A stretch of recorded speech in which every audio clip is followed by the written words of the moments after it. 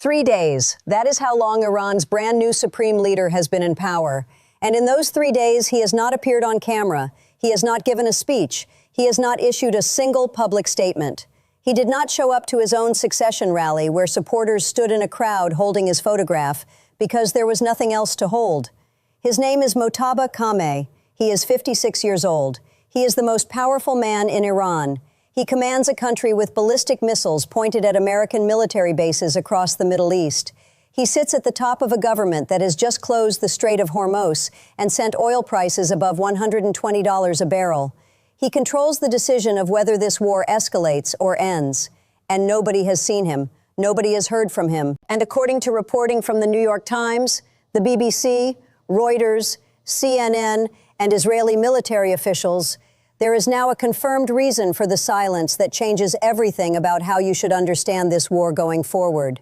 He was wounded on the same day his father was killed, the same day his mother was killed, the same day his son was killed, all in a single U.S.-Israeli airstrike on the leadership compound in Thron on February 28th, the opening day of Operation Epic Fury.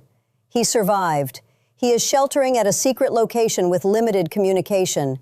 He has leg injuries, including a fractured foot. According to 3 senior Iranian officials who spoke to the New York Times and 2 Israeli military officials who separately reached the same conclusion through their own intelligence. And according to Reuters, the people who are actually making decisions for Iran right now are not him. They are the Islamic Revolutionary Guard Corps.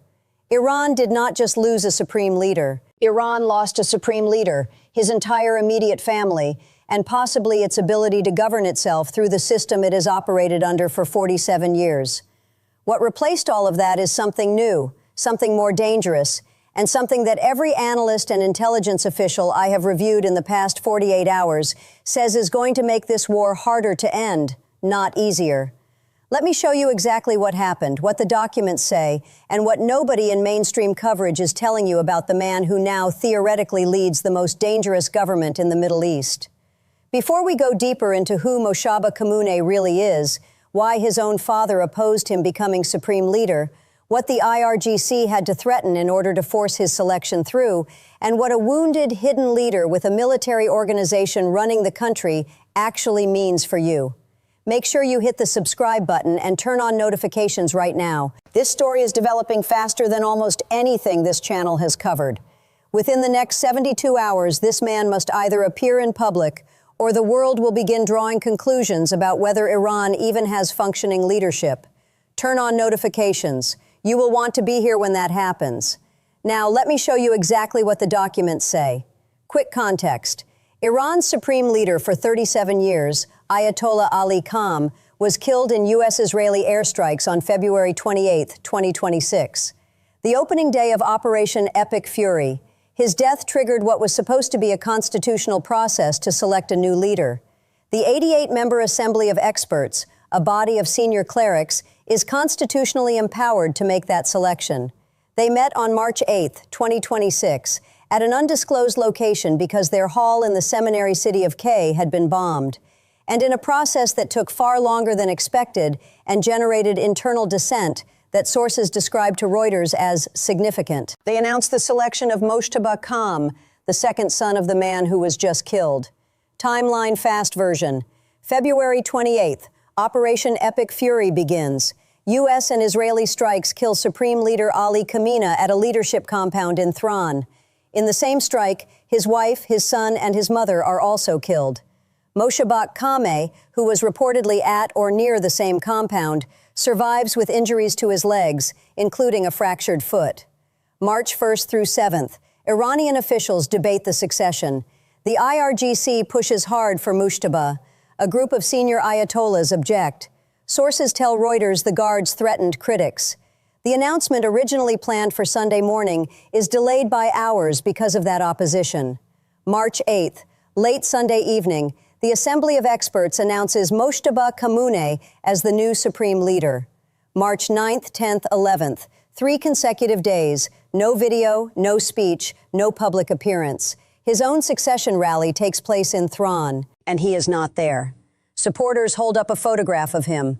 March 11th, The New York Times publishes confirmation from Iranian and Israeli officials that he was wounded on February 28th and is sheltering at a secure location. That is the setup. Now, the documents and what they actually say, the evidence. I want to start with the Reuters investigation published March 10th because it is the most important piece of reporting on Iran's new leadership structure that has come out so far, and most coverage reduced it to a single sentence. Reuters spoke to 5 senior Iranian sources, including a reformist former official and multiple insiders with knowledge of the succession process. Here is what those sources said in Reuters' own words.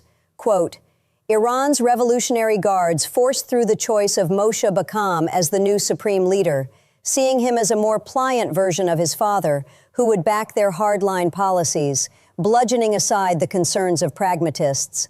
That is not my interpretation. That is Reuters citing multiple senior sources. But here is what got me.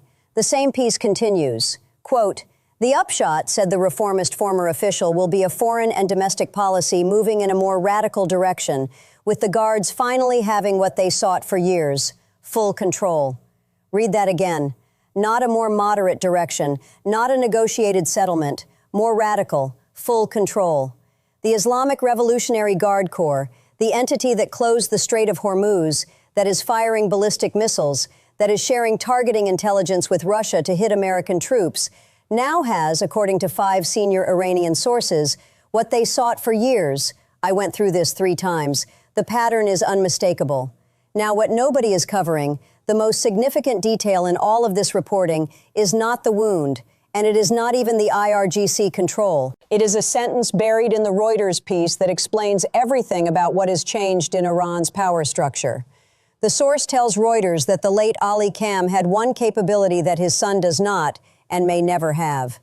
He could rein in the IRGC. Quote, the late Ayatollah Ali Khamenei had been able to rein in the core, balancing its views against those of political and clerical elites in the system. Ali Khamenei spent 37 years building the authority to tell the IRGC no when he needed to. Mojtaba owes his entire position to the IRGC. He cannot tell them no. He will not tell them no. And according to Alex Vatanka, a senior fellow at the Middle East Institute in Washington, he may not even be capable of it. Vatanka told Reuters directly, Mojtaba owes his position to the Revolutionary Guards, and as such, he is not going to be as supreme as his father was. That sentence is the most important analysis of Iran's future that has been published this week, and it was buried on page 4 of a wire service report. Who is this man? Because most people have never heard of him. Most Iranians barely know who he is, and yet he now controls the decision that determines whether this war ends or expands. Mojtaba Khamenei was born on September 8, 1969, in Mashhad, a northeastern Iranian city considered holy in Shia Islam. He is 56 years old. He is the second of the late Ayatollah's 6 children. He received his secondary education at the Alave School in Thran, a prestigious religious institution. At 17, he served brief stints in the military during the final years of the Iran-Iraq War, a conflict that forged his deepest ties to the security establishment and shaped his visceral hatred of the West and the United States specifically. Here is where his story becomes strange. He did not enter the seminary system, the religious training that forms the basis of clerical authority in Iran, until he was 30 years old. In 1999, he went to Cole to begin studying theology. This is highly unusual. Most clerics begin their religious education in their teens. The fact that he came to it at 30, after spending years embedded in the security apparatus, tells you something important about what he really is. He is not primarily a religious leader. He is primarily a security and intelligence operator who acquired religious credentials late.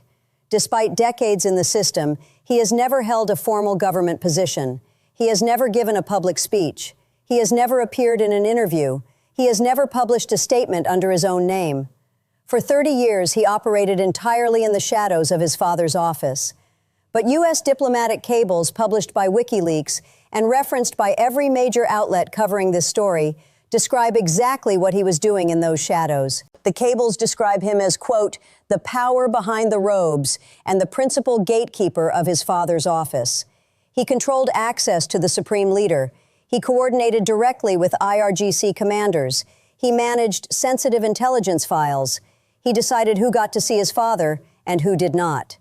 In 2005, reformist presidential candidate Mahdi Kroy publicly accused him of working with the IRGC to rig the election in favor of hardline candidate Mahmoud Ahmadinejad. In 2009, the same accusation emerged again, this time in the context of the Green Movement, when security forces brutally suppressed millions of protesters who took to the streets after a nod was controversially declared the winner of the presidential election. Sources told CNBC that Mojtaba has been identified as one of the leaders overseeing that crackdown. About Information, a reformist minister who was imprisoned for 7 years afterward said his imprisonment was, quote, the direct wish of Mojtaba Khamenei. This is not a moderate figure. This is not a pragmatist.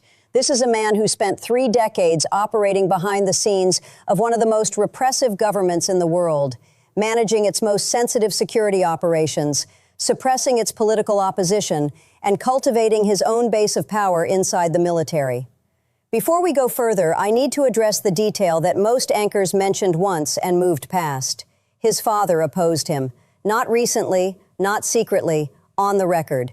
In 2024, when Iran's Assembly of Experts met to discuss the future leadership of the Islamic Republic, Ali Khamenei himself told the body that his son should be excluded from consideration. The New York Times reported this in their March 8th profile of Mojtaba Khamenei. One member of the assembly told the BBC 2 years ago that Ali Khamenei had spoken against his son being a candidate. The founder of the Islamic Republic, Ayatollah Khamenei, built this system explicitly on the principle that leadership would be chosen based on religious standing and proven governance ability, not through hereditary succession. That principle was not accidental.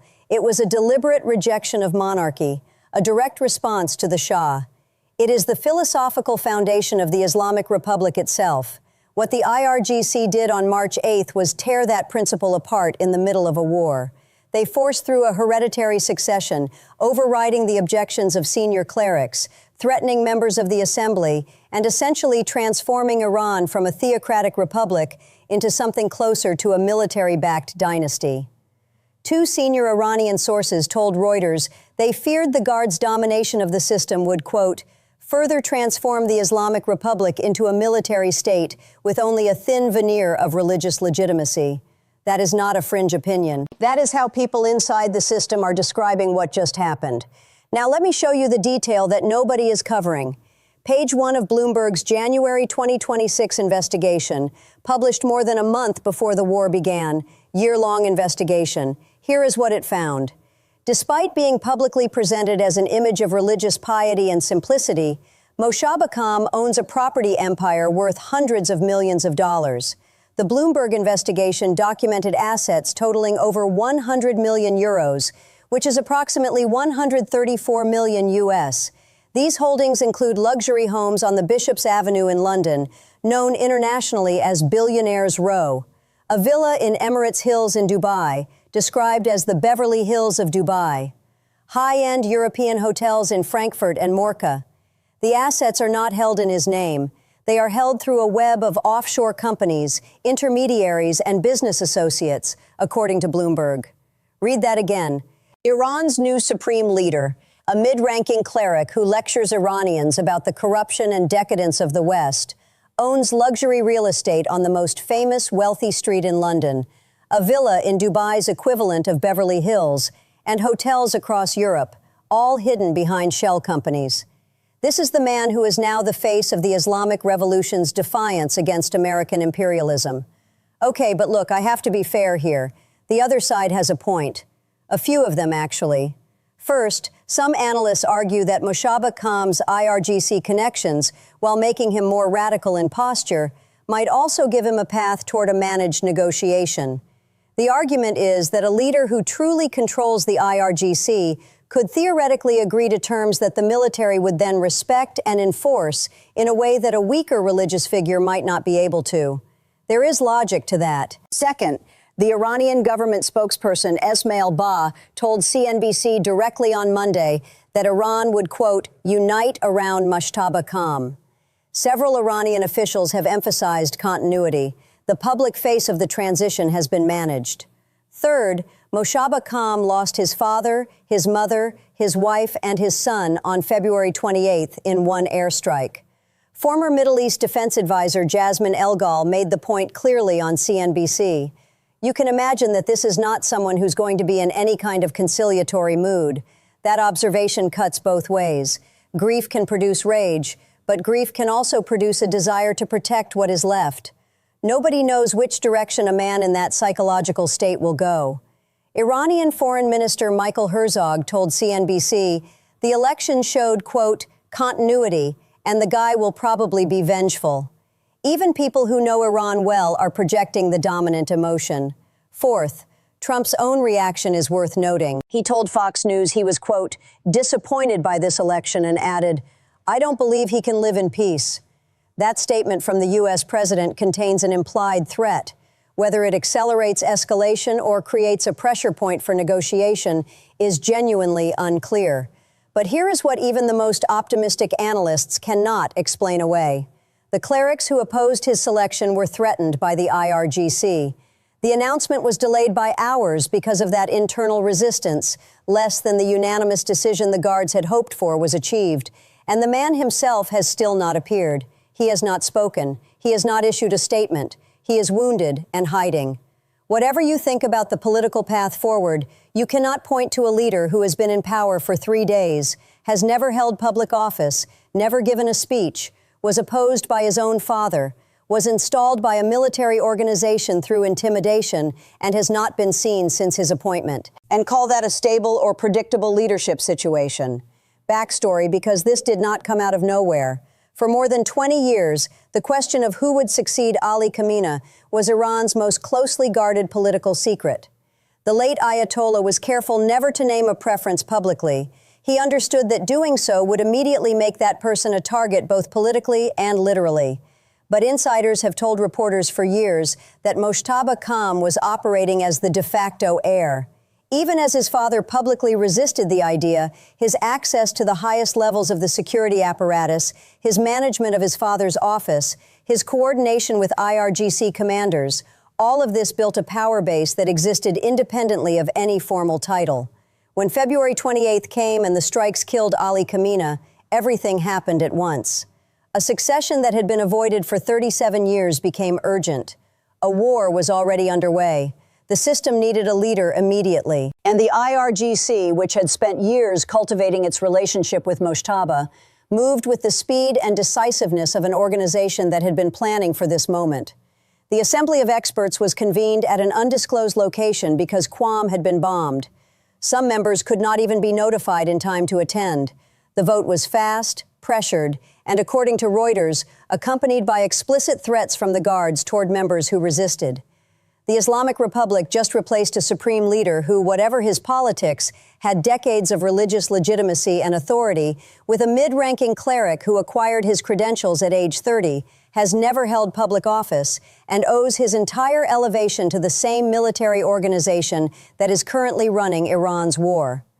Every time the Islamic Republic has faced an internal challenge in 47 years, it has responded with more repression and more radicalism. The Green Movement, the 2019 fuel protests, the 2022 women's rights uprising. Every time hardliners won, every time the IRGC consolidated more power, and every time those on the outside who predicted the system would moderate were proven wrong. See where this is going. Tuesday, March 10th. Here's what happened in a single day. At some point during the morning, Reuters publishes its investigation, revealing that the IRGC forced Mossad's selection, and that sources inside Iran describe the country as now effectively run by the guards. Also on March 10th, almost simultaneously, CNN speaks to a source with knowledge of the succession and publishes this. Iran state TV anchors have begun referring to Mojtaba Khamenei as a janbaz, which means wounded veteran in Persian. That word is a coded acknowledgement that he was hurt in the opening strikes of the war. Iranian state television does not use that word accidentally. It is a deliberate, calculated choice to frame his injury not as weakness, but as sacrifice. And on March 11th, the New York Times speaks to 3 senior Iranian officials and 2 Israeli military officials, all independently confirming the same conclusion. Mojtaba Khamenei has leg injuries, including a fractured foot. He is sheltering at a highly secure, undisclosed location with limited communication. He is described as alert, but unable or unwilling to appear publicly. Here is what everyone missed while those 3 stories were being published. Iran's succession rally held in Thrawn on March 10th, where IRGC commanders and government officials gathered to show unity behind the new supreme leader, took place without the new supreme leader. Photographs and video from the event show crowds holding portraits of Mojtaba Khamenei, not Mojtaba Khamenei, when she showed a picture of him. The New York Post described it this way: he was represented only by his portrait, fueling speculation about his condition. Observers described the rally as projecting an image of continuity onto someone who was not there to project it himself. This is where it gets consequential, because there is a gap that is now visible to every government on the planet, every intelligence agency, and every military planner watching Iran. The gap is between the appearance of leadership and the reality of it. Iran needs the world to believe it has a functioning supreme leader making strategic decisions. That deterrence posture, the idea that a unified Iranian command structure controls the escalation dial, is what makes Iran's threats credible. If the world concludes that the supreme leader is wounded, hidden, and effectively controlled by the IRGC rather than controlling it, the entire strategic calculation changes. For the United States and Israel, a wounded, isolated IRGC-controlled Iran might be less predictable, not more manageable. The IRGC does not have to answer to a supreme leader who owes his position to them. The IRGC can now escalate as it sees fit. What are experts actually saying? Alex Vatanka, senior fellow at the Middle East Institute in Washington, D.C., the most cited analyst on Iranian politics this week, put the central issue directly in his statement to Reuters. Most owes his position to the Revolutionary Guards, and as such, he is not going to be as supreme as his father was.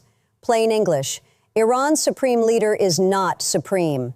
The IRGC is Jasmine El-Gamal, former Middle East advisor at the U.S. Department of Defense, speaking on CNBC. The two sides continue to be quite far apart. That's why I say we're going to continue to see more escalation from a military perspective over the next few days. She said this specifically in the context of Mojtaba Khamenei's psychology after losing his entire immediate family. Michael Herzog, former Israeli ambassador to the United States, told CNBC the appointment showed defiance and added, "The guy will probably be vengeful." Here is the expert point that most coverage ignored. The Hill published an opinion piece Tuesday by analysts who cover Iranian politics professionally. Their headline verbatim, "Diplomacy unlikely with Iran's new leader, Mojtaba Khamenei." Their argument, his hardline stance combined with his lack of traditional religious legitimacy, means he cannot afford to appear soft. A leader who depends on the IRGC for his position cannot negotiate a settlement that the IRGC opposes.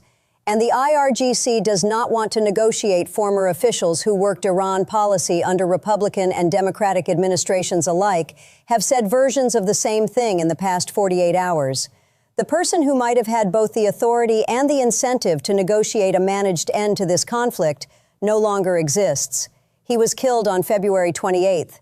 His replacement is younger, more radical, more dependent on the military, and personally devastated by the same strikes that began the war. When analysts across the entire ideological spectrum reach the same conclusion about a leader's likely direction, that is the most reliable signal available. Why should you care? Real talk, how this affects you personally. The most important thing to understand is this. The question of whether this war ends in days or months is now in large part a question of what Mojtaba Khamenei decides, or more accurately, what the IRGC decides on his behalf. Every day this war continues, the Strait of Hormuz situation evolves. Oil prices that rose from $87 to over $120 since February 28th stay elevated or go higher. Gas prices at your pump keep rising. Fertilizer shipments that your food supply depends on remain disrupted. Stock market volatility that your retirement account is exposed to continues. But more fundamentally, the kind of war Iran is now capable of fighting has changed. The death of Ali Khamenei removed from the equation a leader who had decades of experience managing the IRGC's worst impulses. Multiple sources confirm he had done exactly that over 37 years. He had said no to the IRGC when their escalation proposals would have been strategically catastrophic.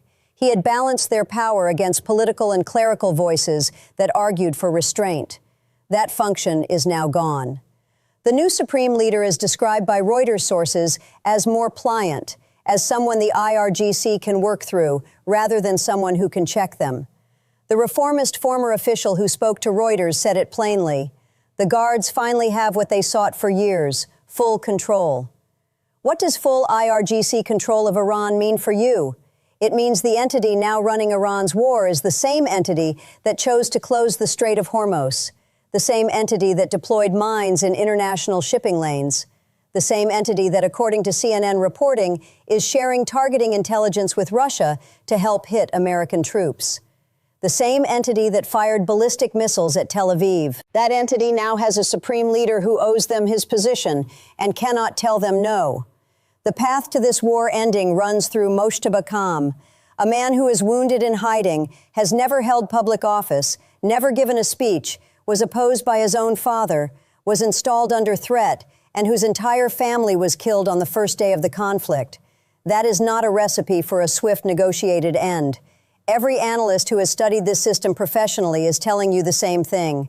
When you hear administration officials say the war will end soon, ask them to explain the mechanism by which a hidden, wounded IRGC-controlled supreme leader who lost his entire family agrees to terms that his own military backers oppose.